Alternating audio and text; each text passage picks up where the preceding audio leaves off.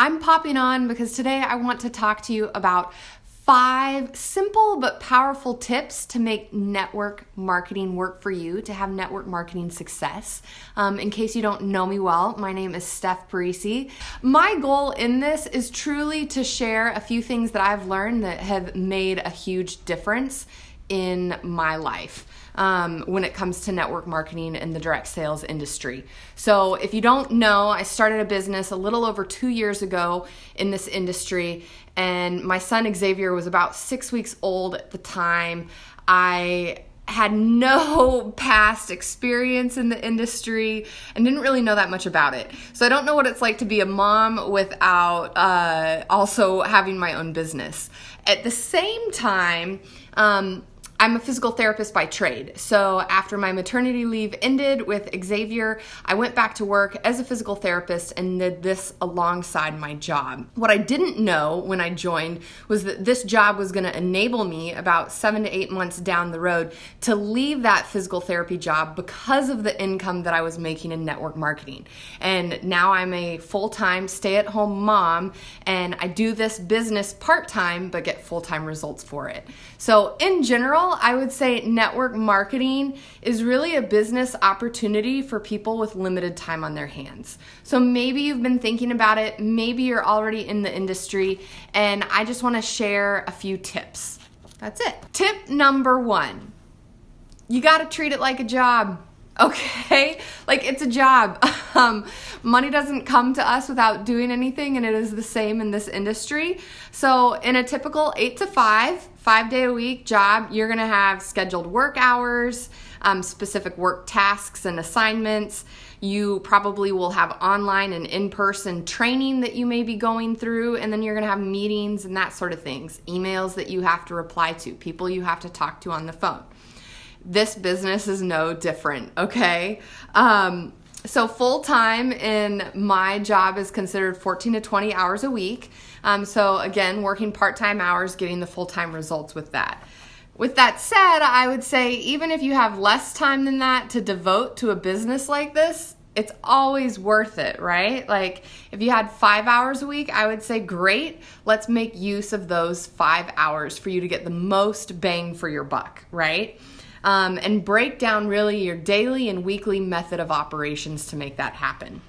So the point is, in treating it like a job, that you got to actually show up and work consistently on that daily and weekly basis, right? And many people fail because they don't have systems in place to help them do this. And this is the catch, right? Because in a job that you go to, those systems are established and you're showing up and people are going to be telling you, hey, this is that and that's this. But in this job, like you have to have those systems in place, right? So here are 2 systems that really help me, okay, in treating it like a job. 1, I set work hours.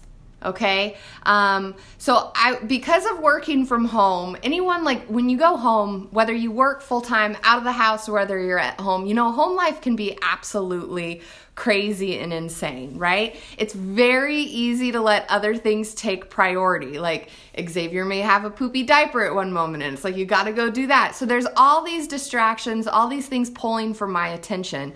So I really have to be intentional and set work hours. Okay. And the beauty of this job is that my work hours that I set would look different than your work hours. That's the best part about it, right? We have limited time on our hands. You get to choose when you work, but you have to set the hours, okay? So, and then the second system that I have in place that really helps me is setting scheduled activities for those work hours, okay? So I have a couple activities that I'm going to do every single day of the week.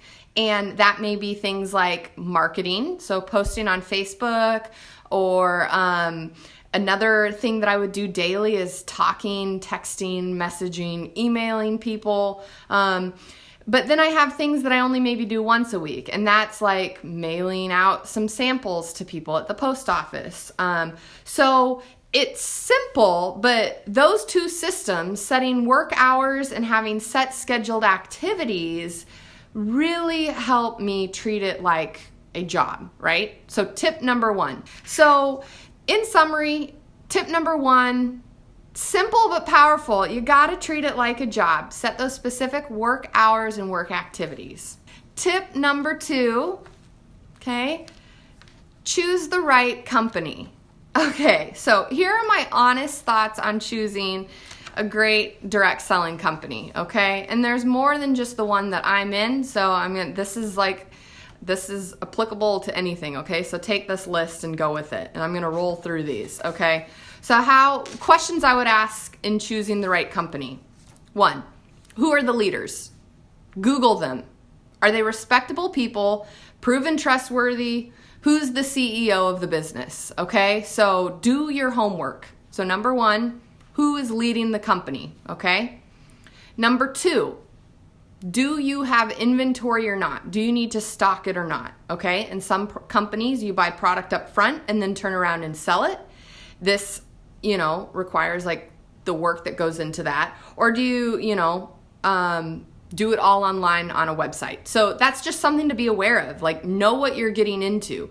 Know if you need to put out the money out front and then you get paid as people buy it, or if you're doing it all like online. Like, I prefer online website. It makes it really easy for me. That way I'm not dealing with the inventory.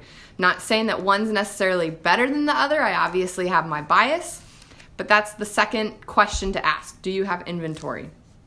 Number 3, is it a consumable, amazing product, okay? Like, I'm talking evergreen, like when economy like drops and sucks, like, is your product still wanted and needed?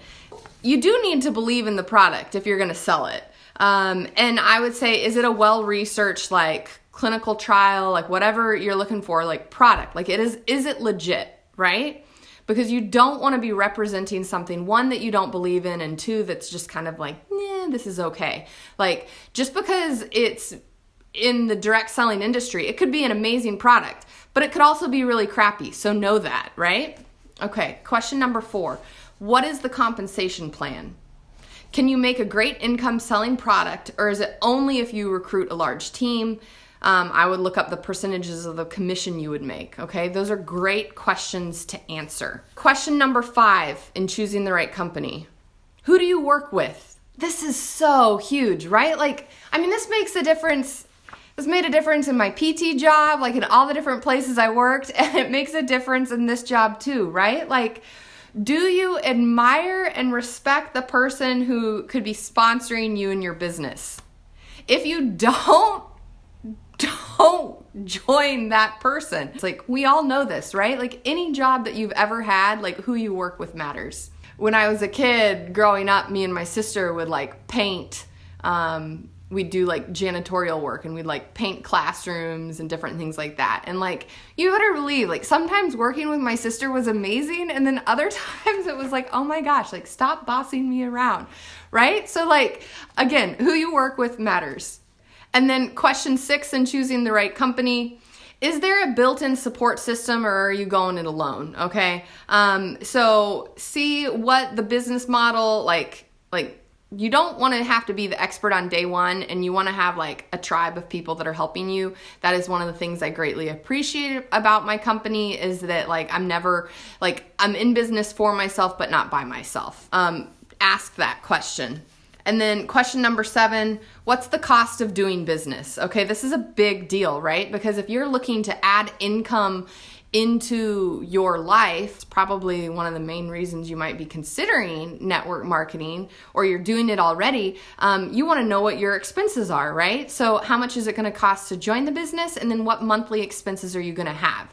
Because let's be honest, there will be some expense. You can't like work for free. Even in my physical therapy job, like, I needed to have the right clothes, the right shoes, things like that. In the military, the same, like I was buying uniforms, gear. And in network marketing, one of the things like I pay for is like the websites that I use. But what's the cost of doing business? So those, for tip number 2, to really make network marketing work for you, is choose the right company. All right. Tip number 3, and this one's so powerful. Serve your audience by providing real value. So stop making it about the sale. It's not about you, it's about the customer, right? So I was sitting in church yesterday morning, and on the backdrop it says, motivated by the love of Christ to serve others. And that's where it really hits me. Like, in this industry, what makes successful people is when they're serving others, okay? So this is where the work comes into play, okay? You know, when I'm focused on the person and finding out his or her needs, then establishing a relationship, I'm able to help them and serve them, whether they become a customer or not. It honestly doesn't matter. The goal is to serve. So the first recommendation here in serving your audience is truly like just getting to know people. What do they need? Like, what solution are they looking for? Establish that relationship. And then the second step of this is providing real value, okay? So provide helpful information. And in the marketing world, we call this attraction marketing, okay? Everything that you do should be educating, inspiring, or entertaining someone, okay? People, like, especially like on social media, people are hopping online like for fun, right? Like, or to learn something, or to be encouraged, or to see family photos or things like that. So like, put helpful information out there. So with everything I post, I'm thinking, okay, does this educate, entertain, or inspire my audience? Because that's why like I'm on here in the first place. So you don't want to just be pushing sales or ads on people. Actually working to teach people helpful information that's valuable regardless of the brand or the product that they end up choosing in the end. Like, that's one of my favorite things to do, is because if you sift through, right, we can all hop on Google and find out information about, say, like the best anti-aging cream. But let's be honest, you may get like 1 million hits and it's like, well, what now? So if I take the time to sift through the information and then I just provide the facts to people like, hey, look for X, Y, and Z, well, then they can take it and run with it, whether they come to me or they go to Target. Like, but it's providing helpful information, okay? So do the hard work, serve people, and provide value. So that's tip number 3. Tip number 4. Oh man, this one is huge. Okay, so you gotta get uncomfortable and stop just chasing your friends and family. Not everyone that you meet is gonna want your product or service, and that's totally okay. Or they may not be in the season for it, okay? Life, we go through changes, right? So know that when you start a business, like, yes, you're gonna tell everyone, and I totally would recommend it, because likelihood there's gonna be some people, your friends, your family, that want the product, and then other people will not. So what next? Well, that's where the getting uncomfortable comes into play a little bit, because you got to meet new people, okay? So I'm in a business of meeting and talking to people every day. And when someone says no, they're either not in the the season for the need, right? So I need to have another person to talk to, right? Because I may follow up with that person down the road, but like continually bringing new people in. So actively expanding my network and knowing that not every single person in the world probably is not my target market, okay? There's gonna be a specific demographic for every single thing. A good example of this is like, I'm really into fitness and stay pretty healthy, like Lord willing, all the time.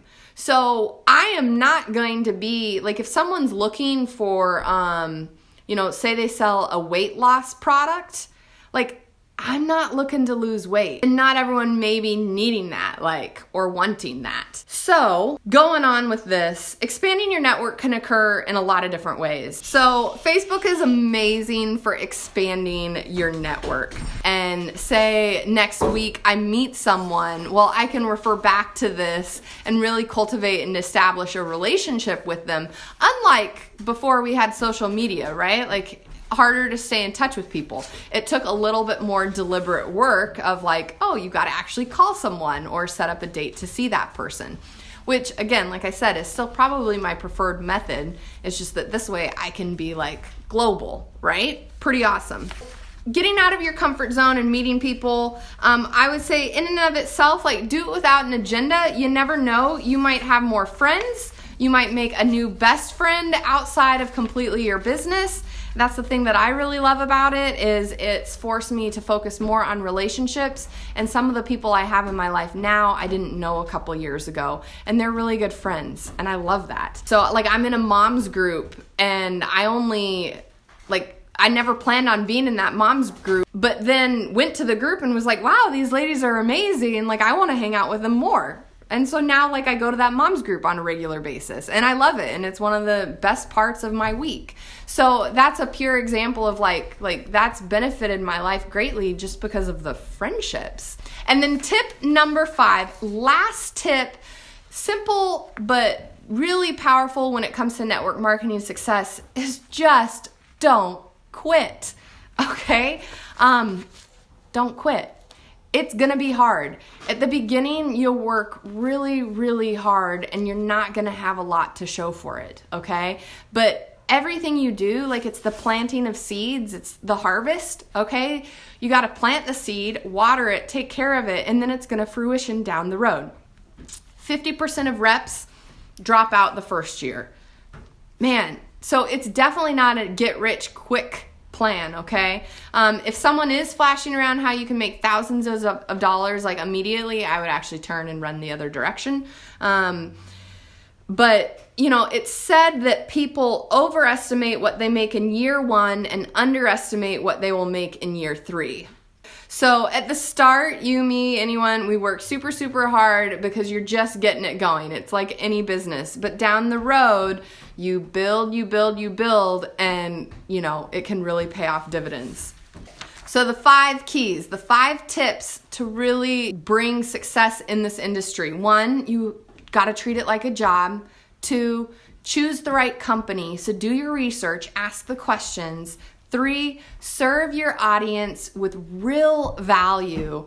4, get uncomfortable and meet new people, right? Someone out there is on Google right now searching for exactly what you have to offer. So find that person, okay?